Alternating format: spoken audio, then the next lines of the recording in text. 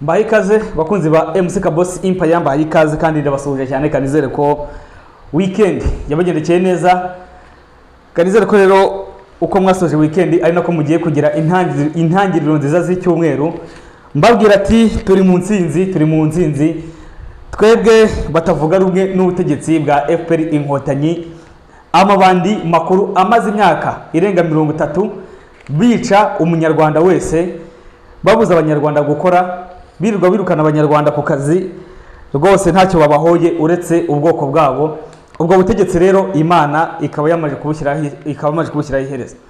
Ubwo butegetsi Imana ikaba yamaje kubushyiraho iherezo, arabwo nje kubabwira ati ndagira mbwire abanyarwanda bose bari muri opposition, abanyarwanda bose bari muri opposition, yaba ari imbere mu gihugu yaba ari hanze y'igihugu, nkuko nababwiye yuko FPR Inkotanyi yo tayari yamaje gusezererwa, ndetse n'ikiryango cya FPR Inkotanyi kikaba gisa nkaho cyamaje guseswa. Rwose FPR Inkotanyi yo yamaje guseswa, ntayizongera kubaho ukundi, ibyayo byarangiye.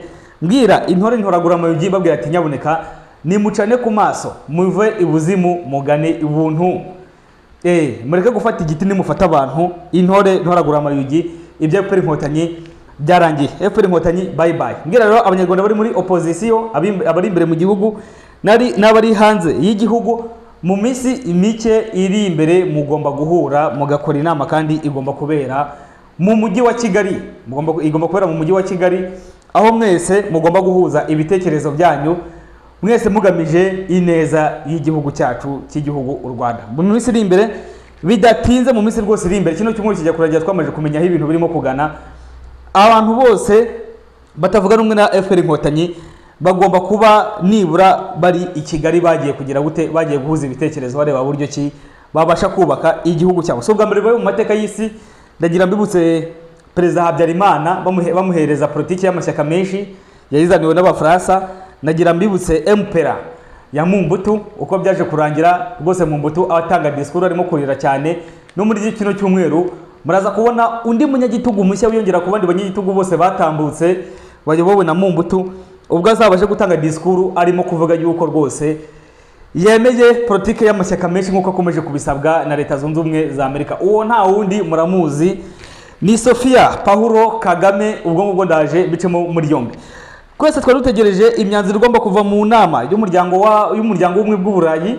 Iyo myanzuro imwe muri yo tayari yatangiye kujya hanze, uretse ko bizajya kugera ku munsi w'ejo. Twamaje kumenya iyi myanzuro iri officiel n'ibyo basaba Paulo Kagame kugira ngo abashe kuva ku butegetsi, ndetse atumurwe burundu n'ishyaka rye rya FPR Inkotanyi. Kwa gatatu nari babwiye n'iyi saha tugiye kurebera bimwe muri byo byamaje gufatirwaho umwanzuro. Nukuvuga ko mu bimwe mu byamaje gufatirwaho umwanzuro mu nama y'ubumwe bw'Uburayi nuko igisirikare cya Paulo Kagame kiri hanze y'igihugu, by'umwihariko kiri muri Mozambique, bigomba guhita ko bihambirizwa bugataha.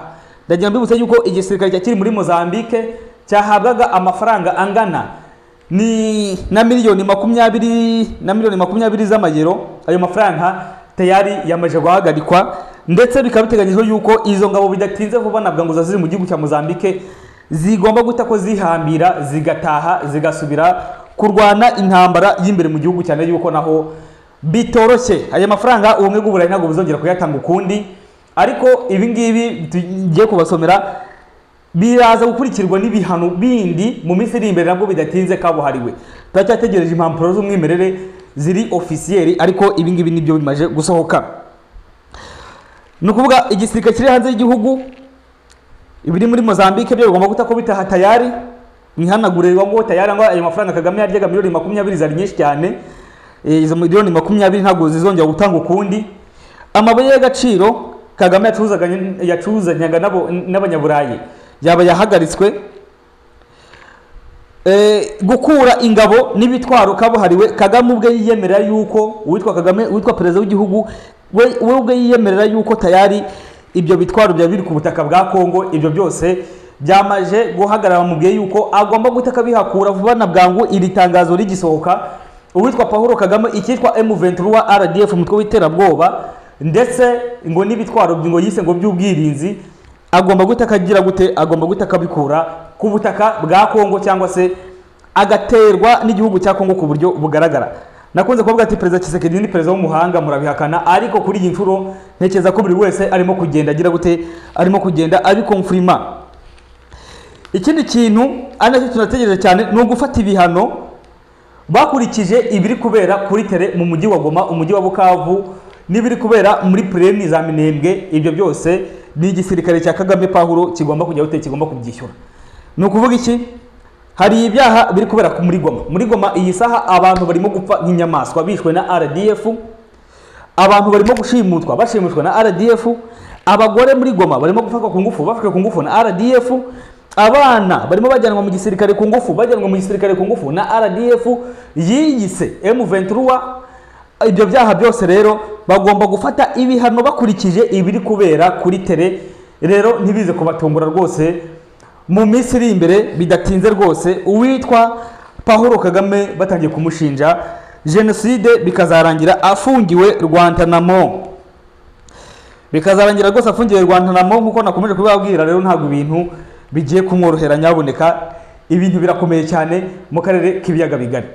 Ndagira mbibutsa yuko Leta Zunze Ubumwe za Amerika ku munsi wo kuwa gatandatu nibwo umwe mu basenateri kuri X yiwe yavuze yuko icyitwa ishyaka rimwe, ishyaka ryise umuryango w'Efuperi Inkotanyi, bigomba guhagarara bikarangira bibaye amashyaka ya benshi. Amashyaka akariho na nahereye mbabwira yuko amashyaka ari haze igihugu n'amashyaka ari imbere mu gihugu mu minsi iri imbere agomba kugira inama y'umwihariko mu bijyanye no kuvugurura inzego za leta. Aricyo kintu nababwiraga mu minsi yashize babwira ati Banyarwanda Banyarwandakazi, vuba aha ngaha tugomba gutaha, by'umwihariko abari hanze y'igihugu nimutangire rero mwitegure, kuko ibi byose ndimo kubabwira ni ibyatangajwe n'abantu ku biti byabo, ariko bari muri bwa bunama burimo gukora nyine inama zo gufatira ibihano Sofia Kagame. Abangaba batari bamaje kubitangaza mbabwira yuko rwose iki cyumweru ntabwo kiri burangire ibintu bitabaye officiel. Iki cyumweru ntabwo birangiye ibintu bitabaye officiel. Mbwira Abanyarwanda bari imbere mu gihugu mbabwira ati ukaba ufite umunyapolitiki wawe wakundaga ruri hanze y'igihugu, tayari tangira umutegurire kumwakira, tangira utegure kumwakira, tangira wishyire muri mudu ya politike nshya. By'umwihariko intore mwebwe intoragura mu gihe mudashaka kumva ubutegetsi nibisanzwe. Ni nkuko umuntu atangira ari umwana, igihe kikagera akabyiruka, akaba umwangavu, akaba inkumi, igihe kikagera akaba umugore, igihe cyagera agasaza agapfa, bikagenda. Ni nako muri politike bigenda. By'umwihariko kuri politike yo kwica ya FPR Inkotanyi byo biba byoroshye cyane. Kuba bayihirika byo ni ibintu byoroshye cyane, yuko ikomeje gushinjwa ibyaha bya jenoside biri kubera muri Bukavu, ndetse n'ibindi byaha bya jenoside birimo kubera muri Goma. Ubwo rero Kagame ibyo bakomeje kumusaba gukura ingabo muri Kongo, sinzi ko azabikora, sinzi ko bizagenda gute, cyane yuko yamaje kuza ngo nazatwirwanaho n'ibikimere nyuma yuko makanika apfuye. Ese Kagame azabyubahiriza? Ariko ugushyingurwa kw'ishyaka rya FPR Inkotanyi ryise umuryango biri hafi kandi rigomba guseswa burundu. Ibi bintu nababwiye mu myaka yose yatambutse, ndababwira ati FPR Inkotanyi igomba guseswa burundu, ku buryo n'umuntu uzatinyuka kongera kuyivuga mu kanwa ari umunyarwanda, kabone nubwo waba waragikundaga gute, bizajya bigutera isoni. FPR Inkotanyi rero igihe cyo gusenyuka dore kirageze, dore ngiki byose birarangiye.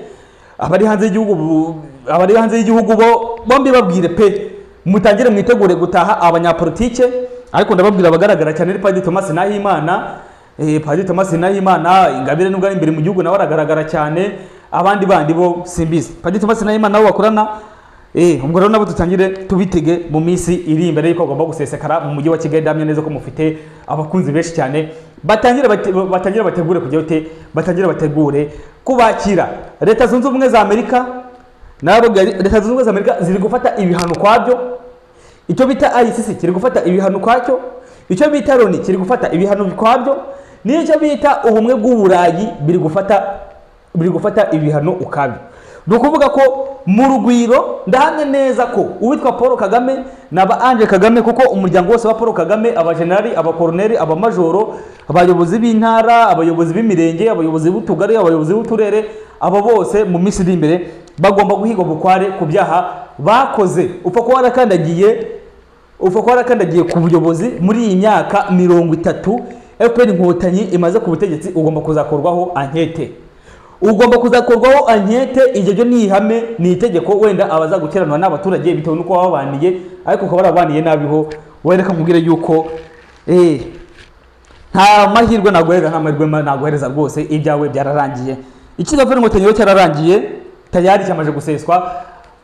Abari hanze y'igihugu mbabwira ati nimutangire mutegura ibitekerezo bizima, mutangire kumvikana, mutangire mutuze, kuko mu minsi iri imbere igihugu kigiye kujya muri ba nyiracyo.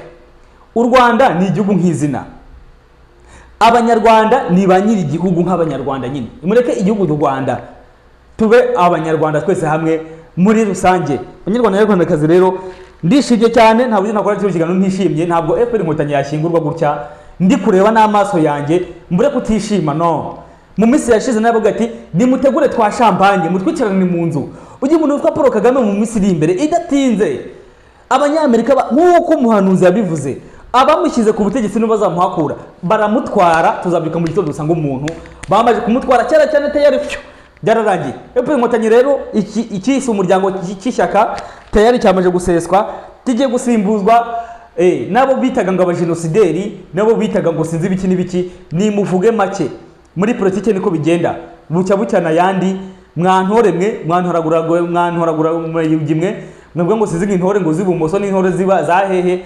Ni mucishe make, akanyu kashobotse, akanyu kababayeho. Tayari ubumwe bw'uburayi bwamaje kubataba mu nama Leta Zunze Ubumwe za Amerika zo hafi Loni, ICC. Kagame agiye utashyirwaho impapuro zo kumujyana muri Guantanamo bakamufunga burundu, hamwe n'abadamini Munyuza ba Kabarebe bo tayari bamaje kubisogongera n'abandi bose. Nuko rero ibyishimo ni byose. Imyaka 30 abantu barira, abantu bababaye, abantu bari mu gahinda. Tayari izuba rigiye kongera kwaka mu gihugu cy'u Rwanda. Twongere twishime, twongere tubone nk'Abanyarwanda, twongere dushingiranwe, twongere tubatize ubyara umwana muri batisimu ntawo guhangayitse no byawute. Banyarwandakazi, ninde utakishimira yuko ikinyamaswa cyitwa FPR Inkotanyi giciyeho kigiye? Ninde utabyishimira yuko FPR Inkotanyi yamaje guseswa? Ninde utabyishimira? Yamaje guseswa rwose. Ibi ngibi ndabibateguje mu minsi biraza biri confirme yuko abari hanze y'igihugu, abanyapolitike bagomba gutaha. Abasirikare bari muri za Mozambique, za Central Africa, sinzi za za Sudani, abo bose bagomba gutaka bafungiye ibikapu, bagahita ko bataha burundu. Nababwiye yuko FPR Inkotanyi bwiza imaje gusimbuzwa ku butegetsi, ikiriya gisirikare, igipolisi, inkeragutabara, abantu bose babakoreye formation yo kubaforomata nyine, barabaforomase babagira inyamaswa, babagira ibikoko. Biriya bintu byose bigomba guseswa, hakaremwa igisirikare gishya, hakaremwa inzego za gipolisi zishya, hakaremwa inzego zishinzwe umutekano nshya zose imbere mu gihugu. Ubwo rero igihe cyageze, igihe n'iki ngiki. Mbwira abakunda FPR Inkotanyi babwira ati mwihangane, cyangwa se murire nyine, cyangwa se mwiyahure nta kundi, cyangwa se muzagende mufanganwe na Kagame muri Guantanamo. Ntabwo nzigera mbaririra Kagame rero n'abambari be bose. Kagame Sofia byo biramureba byo byose.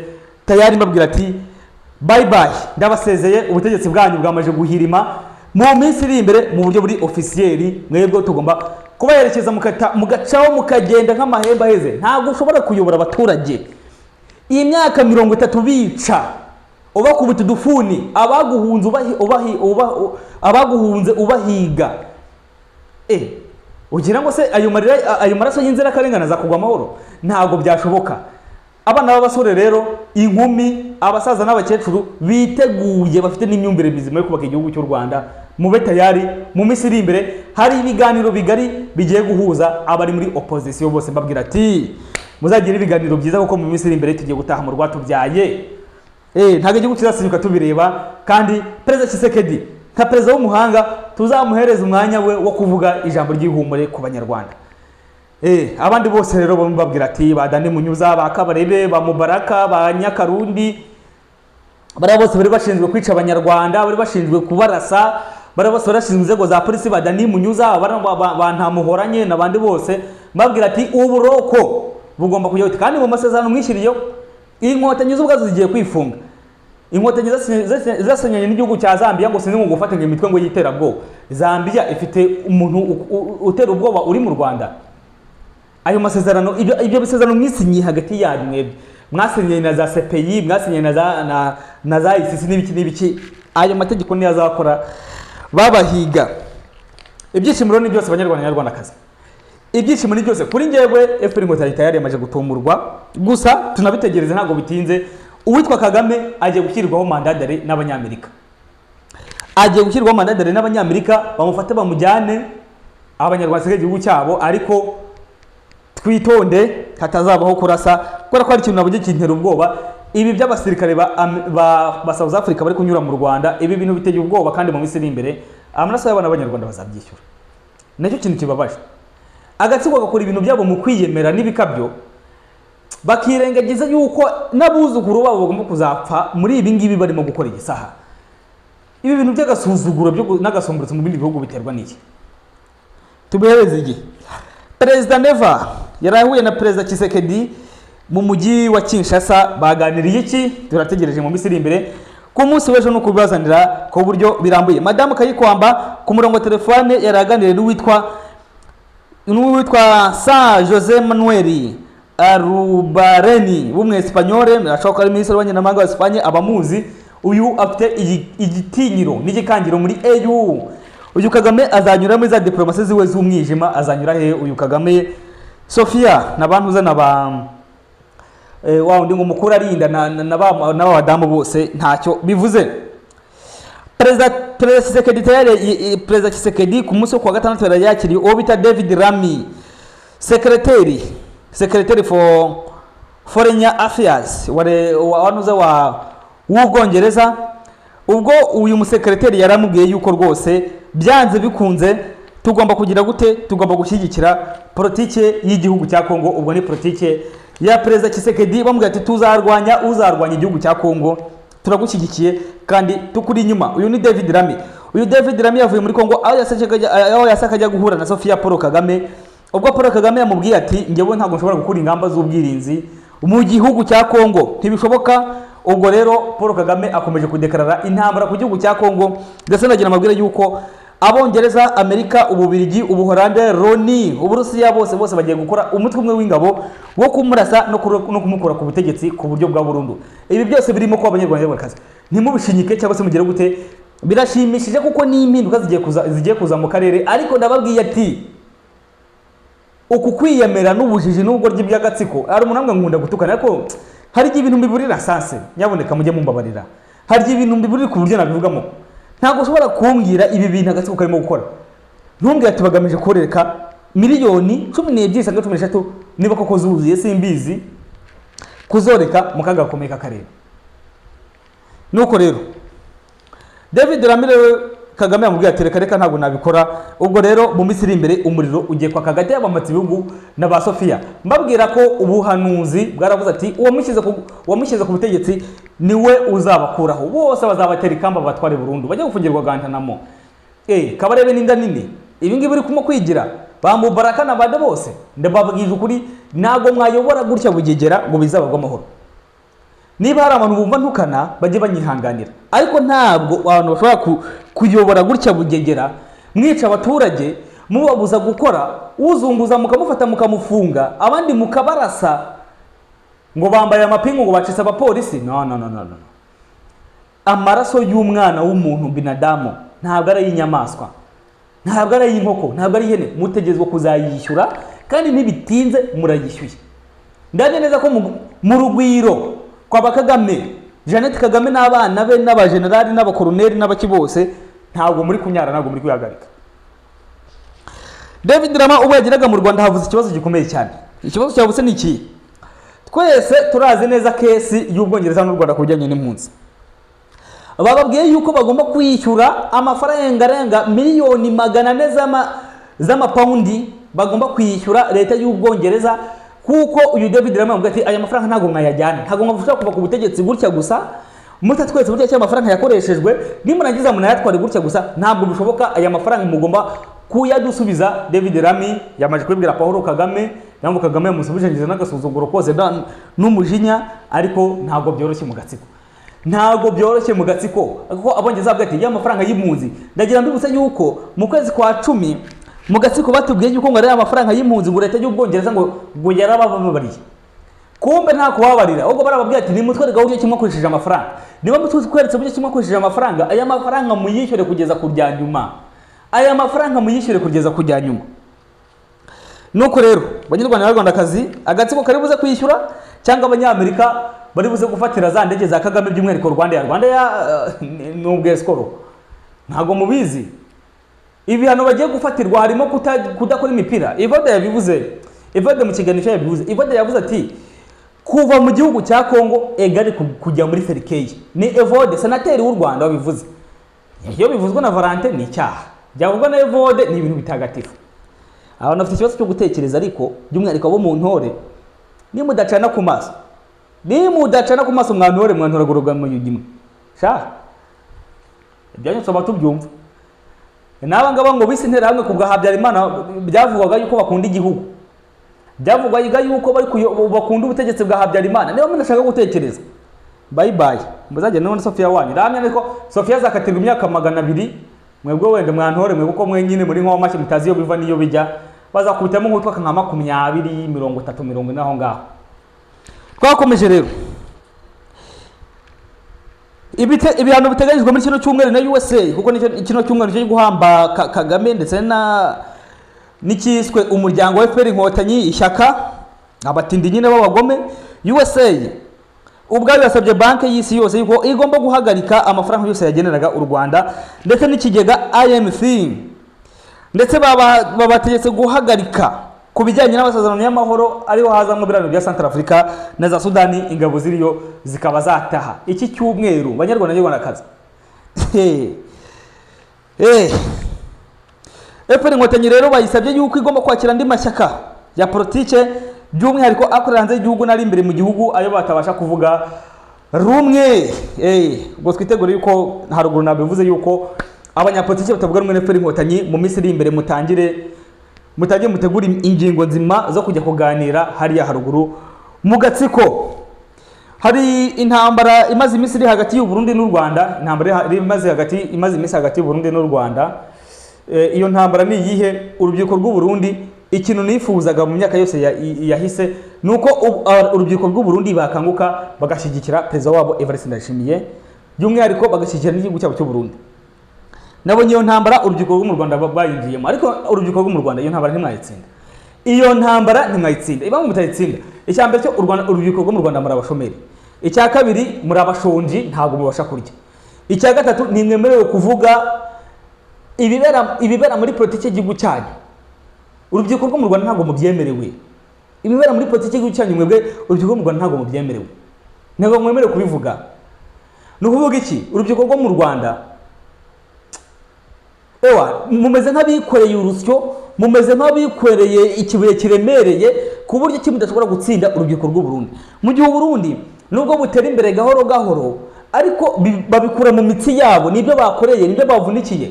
Mu gihe mwebwe perezida wanyu agenda kwica abakongomani kugira ngo abashe kubaka convention center, abashe kubaka imihanda, abashe kubaka BK Arena, biriya byose ni mubireba. Mujye mureba amaraso y'abana b'abakongomani yamenetse. Mujye mureba amaraso y'abana bo muri Goma, mujye mureba amaraso y'abana bo muri Bunagana, mujye mureba amaraso y'abana bo muri Ngungu, mujye mureba amaraso y'abana bo muri Masisi yamenetse kugira ngo Stade Amahoro yubakwe, kugira ngo BK Arena yubakwe, kugira Convention Center yubakwe, kugira Radisson Blu yubakwe. Ibyo byose mujye mubira. No kuvuga iki? Ibyubatse u Rwanda kugeza ku muhanda byavuye mu buhemu, byavuye mu maraso y'inzira karengane. Mu gihe ibyubatse u Burundi byavuye mu mitsi yabo, byavuye mu kuruha kwabo. Abigeme b'abarundi cyangwa se abasore n'inkumi b'abarundi babwira ati kabisa much respect, ndabashyigikiye cyane kuri urugamba muriho kandi ni byiza cyane, ibintu narabyifuje, ntimuhagarare kuvugira igihugu cyanyu. Abasore b'u Burundi, inkumi z'u Burundi nziza rwose, abigeme ntimuhagarare ndabatama, ntimuhagarare kuvugira igihugu cyanyu. Nimuhaguruke muri benshi, muhagaremire Ndayishimiye, mumuvugire, muhagarare igihugu cye, mwitegure no kukirwanirira. Mu gihe aba bana bo mu Rwanda bo ibyabo byose byubakiye ku maraso y'abana b'abakongomani. Paulo Kagame amaze imyaka 30 amena yitwa M23. Ntabwo ubukungu bw'igihugu cy'u Rwanda cyubatswe mu nzira za nyazo, cyubatswe mu nzira za mafia. Ubwo abanyarwanda n'abanyarwandakazi kugira ngo duhangane n'abarundi nitubanze twibohore. Abandi bakora bati ngo nibo baduhaye ubwigenge. Yego ngo twakemeranwa twakora deba, nibaramuka bantumiye ku macano y'aba barundi ngiye tuzakora deba rwose pe. Ariko nitwubaka imbaraga nk'urubyiruko rw'u Rwanda kugira ngo tubashe kugira bwo burenganzira bwo kwivugira. Bizagenda bite rero? Nidushyigikire aya mashyaka ya politiki agiye kuza imbere mu gihugu, dushyigikire umukandida wacu Padiri Thomas Nahimana, dushyigikire abo twiyumvamo bose, havuyemo ikinywa amaraso FPR Inkotanyi, icya kabiri RNC.